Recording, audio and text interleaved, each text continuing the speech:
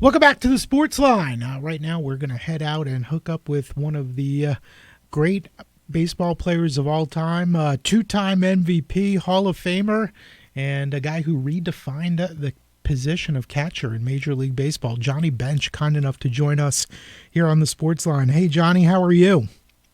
I'm doing great.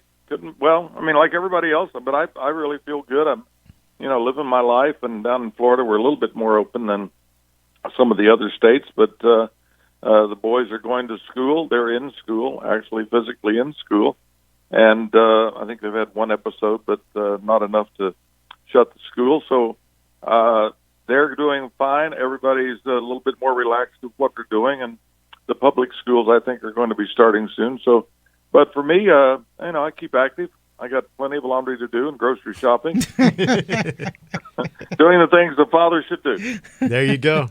Johnny, Dennis Carter here. I was at the dinner last year where you came and spoke in Lynchburg, and that was a huge success. You spoke at the Tom Webb Children's Scholarship Fund at Jubilee dinner and auction. That was a fun event. I hope you had as good a time as the people who attended did. Well, I really did. I thought it was just absolutely done perfectly, and and of course, for the most perfect man you could have too, and Tommy, and it's just an opportunity for me, of course. Tim Daniel, a great friend of mine, and of course Phyllis's brother, and they're just wonderful people. I had a long association with Tom and Phyllis, and of course I had been in Lynchburg back in 1966 in the Carolina League. So I had actually played in Lynchburg, and it was great to be in the town, and a wonderful little town that it was, but a great response from the community, and that everybody was just so nice. It made it really enjoyable and comfortable for me. Johnny, tell us and everyone out there why it was so important for you to be a part of that. Well, because of who Tommy Webb was. I knew very little about the Jubilee and what they tried to do and what they tried to achieve, and I stopped by over at the facility and saw what the kids were doing, and they were very respectful, well-mannered, well-spoken, and they showed a great appreciation for, the efforts made by the community and what Tommy had been. And, of course, Tommy's history of being in the school system for so long, and just a conscientious guy that was out there to help kids. And I've tried to do that myself. So it was a great opportunity for me. And selfishly, I wanted to see Tommy's collection. And were you impressed?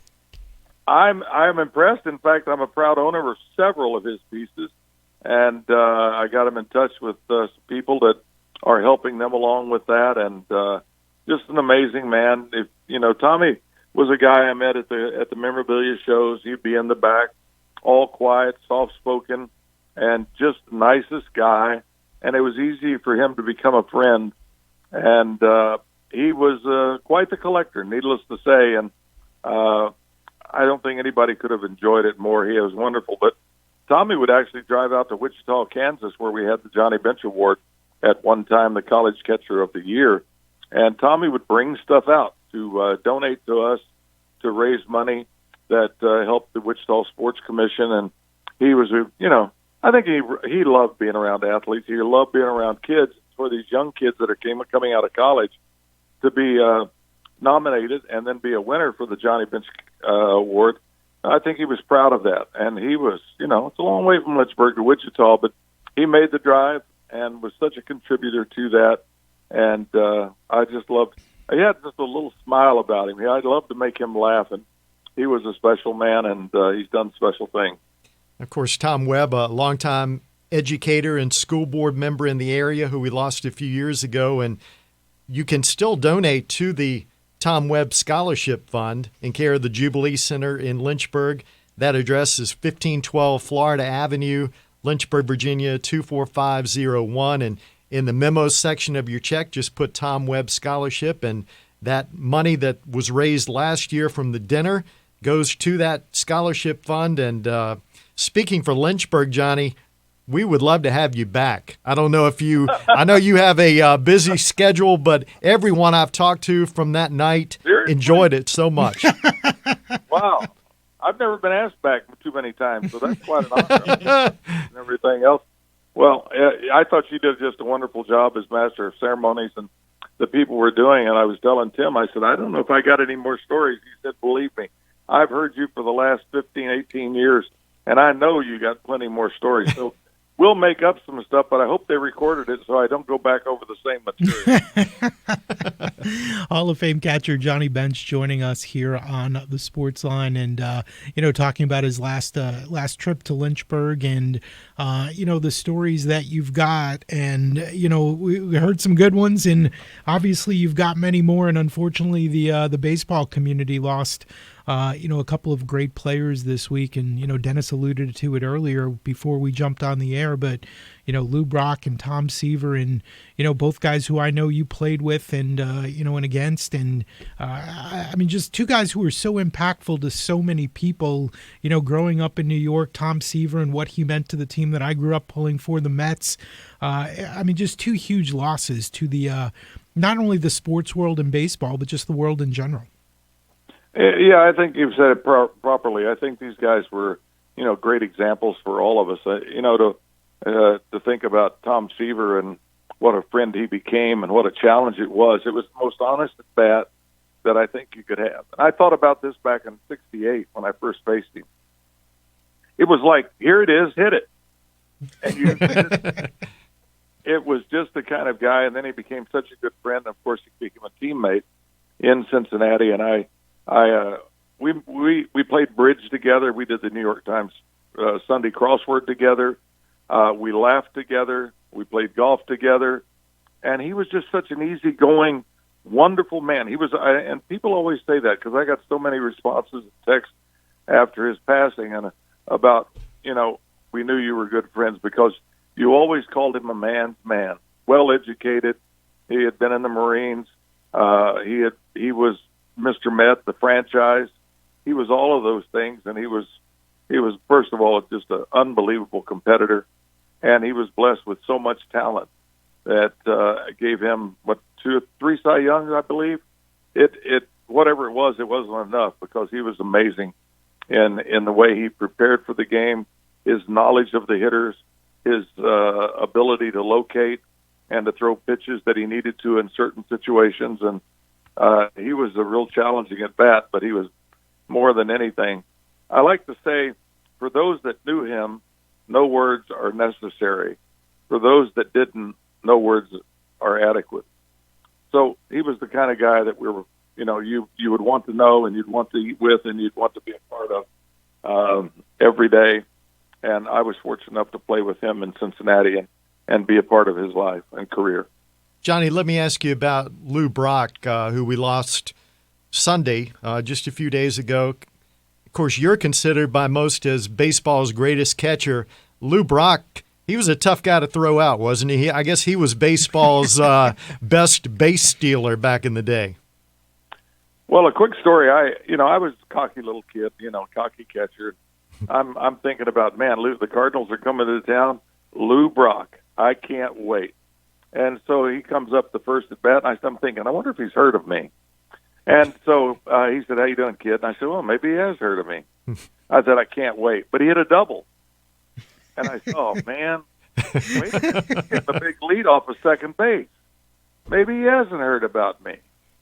So he had a big lean. He'd take a lead, and then he'd lean towards third. And so I'm thinking, he leans again. I'm going to pick him off right at second right now. And, of course, the pitch was a high fastball, and I had already given the signal to second baseman to cover. Lou got his lead. He leaned, and I threw a rocket down to second base, and Lou went to third. And it was one of those things. He's on second and third base just kind of looking at me with his finger, you dumb rookie. So he got me. And, the thing about Lou, too, is there was always no fraternization. You were not allowed to talk to the other team. At least we got a $50 fine if we were caught talking to another player on another team. That was our manager. And here we are in St. Louis, and Lou has stolen 32 bases in a row without being thrown out. We got a pitcher named Jack Fisher, and we called him Fat Jack Fisher because he had a bit of a belly, and he would rest his glove when he was on his stretch on his belly, right on top of his tummy. And he would go and he would pitch, and it looked like he was kind of slow to home, but he was pretty quick. Well, Lou took off. I caught the ball, threw down. Lou was not to the cutout yet. He hadn't even started to slide, and he just stopped and looked back at me. And they tagged him out, and after the game, I'm sitting in my locker. And I'm throwing all my sandies and stuff in my sweatshirt, and they have a little shopping cart that they roll around, and you throw your stuff in it and everything else for the washing for for the next game. Well, here's the cart, and it stops right in front of me. I mean, dead in front of me. And I'm thinking, what the heck is going on? I look up.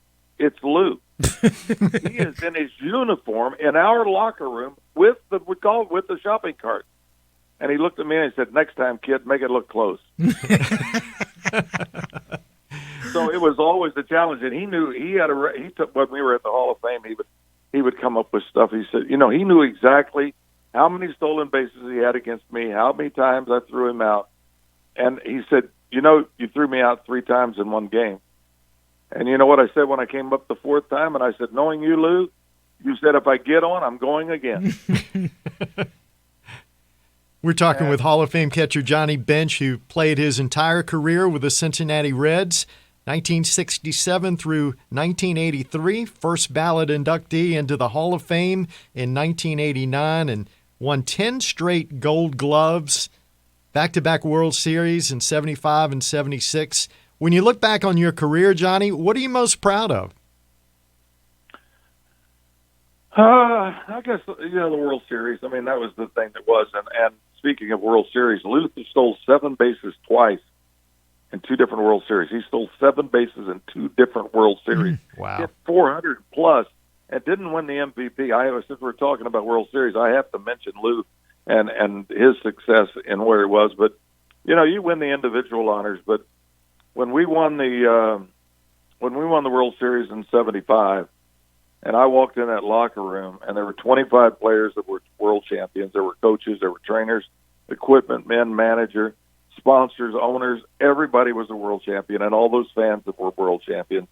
And that's when I knew what the team was all about. Individually, you could celebrate with all of those guys, but individually, you could win an MVP, and I'd be calling up Denny. "Denny, I won MVP tonight. Let's go out and have a few pops or go out and have dinner." Denny said, "No, I got to do my show. I can't do that." And then Rick, "Oh, no, Rick, got to do it with me." So then you're all sitting at home and everything else. And, they're always great awards, and that's the thing you'll always have in your mind. But, playing with some of the greatest players, one of the greatest teams in the history of baseball, was so important to me. And I was blessed to have great managers, Dave Bristol, and, of course, Sparky Anderson, my mentor, friend, father, all of these things. And then John McNamara and Russ Nixon. It was all very, very special to me. And more importantly, I grew up from the time I was 3 years old to be a Major League Baseball player. And I achieved that. And I won awards. I won world championships. You can't predict that. But it meant so much to me. Johnny Bench, our guest on the Sportsline. Johnny, compare baseball when you played to, what we see now. And, we keep hearing about Moneyball and analytics. And, one of the things that kind of bugs me a little bit is every time the catcher looks over to the dugout to get the pitch call from, one of the coaches or the manager. And, that used to be such an integral part of the game for catchers, and you guys, and the relationship that you had with pitchers was so important. And it seems like so much of that is lost nowadays. What's your read on that? Well, analytics are a part of it. I mean, we got some of the greatest athletes that you could ever have. I mean, you go into these locker rooms, these guys have like 4 or 5 body fat. I mean, if we had 15, we were in great shape. And these guys are so strong and so big and so agile and everything else. And I admire every one of them. I think the thing that, that everybody sees now is we accept the strikeouts, but everybody's going for the home run. It was the old Earl Weaver back in the Oriole days when he wanted that 3-run homer. And, of course, there's the old guys like you and Denny who want to bunt him over. We don't play like we used to, and they got to get this guy over. And, but that's what makes baseball so great, because we can always talk about it. And, these guys are unbelievable athletes. The one thing that probably is the thing that's made a difference for me is the amount of injuries. But how severe is the injury? What's the severity of it? It's the fact that, they twinge a little bit and they're out of the lineup. And that's protection from the club. They're protecting their money. They're protecting their interest in trying to keep them out there. We'd pull a hamstring and we'd put the hot stuff on it and wrap it with an ace bandage, and I was out there playing. I mean, I caught 54 days in a row without a day off. Wow. Don't see that nowadays. No way. No, I mean, you got to have a day's rest, a day game off there, a night game. You can't play. And we had a young kid as a catcher. He's in the organization. He's a top prospect now. And, I down here in Florida, and he was playing at a game in West Palm, and I went over to watch the team, and I said, where is he? And I said, tell him I want to see him. Well, and I said, what about him? Well, he plays 2 or 3 games, then he's kind of tired. I see him in the dugout, and I said, I don't want one more game for you to sit out. If they don't have you in the lineup, I want you to go to the manager and tell him you're in there. You may be tired, but I'll guarantee you're going to produce and make a difference. And I want line drives. You're 6'4", 225 pounds. I want line drives and home runs, and I want you to attack the ball. Well, he's right on the doorstep. He will be the next catcher next year. And it's just sometimes it's like, well, maybe I've got a little hurt here. My gosh, if I'd have done that, I'd have played about 7 games a year. I'm 20 years old, catching 54 days in a row. I caught 154 out of 58. I was the last guy off the plane because I couldn't straighten up. It took me that long to straighten up. And the lower back, I'd been in a car wreck, so I had damage. But I think we don't see them play as hard. But we've got real specialists now, and we accept it. But truly, the pitching is phenomenal. I mean, you see averages down and everything else, but these pitchers are nasty. Everybody throws 97 with movement and change-ups and everything else, and they are nasty. And so you got to give a lot of credit to how tough the pitching is, and sometimes we want somebody to hit 400, but these guys are really good today, and I really enjoy watching a lot of it. And, this is my favorite time all sports because I'm a box score man. I watch the box scores. I see what our catchers have done who have won the award, the catcher award, and I want to watch them. And we have the catcher's award now in Cincinnati, and I wanted to include a girl. I wanted a lady to be college catcher of the year, softball, and then I wanted a high school catchers, and we have high school catchers from boys and girls from Ohio, Indiana, Kentucky, and West Virginia. So we've really, we want to identify who these young people are, their skills, their talents, and we've had a lot of fun with it, and we're looking forward to more. Johnny, you mentioned school in Florida and your boys. How old are your boys now? 11 and 14. I imagine they play baseball. I imagine they don't. No. No, my 14-year-old, when he was 9, he hit 14 bombs, and I mean he had the power and everything else. They never showed a lot of total interest, but then Justin got hit by a pitch, then he got hit by and then he got hit in the face by a thrown ball. And unfortunately for a lot of parents that know, he gets a little gun shy. So they're soccer players, and Josh is a flag football player.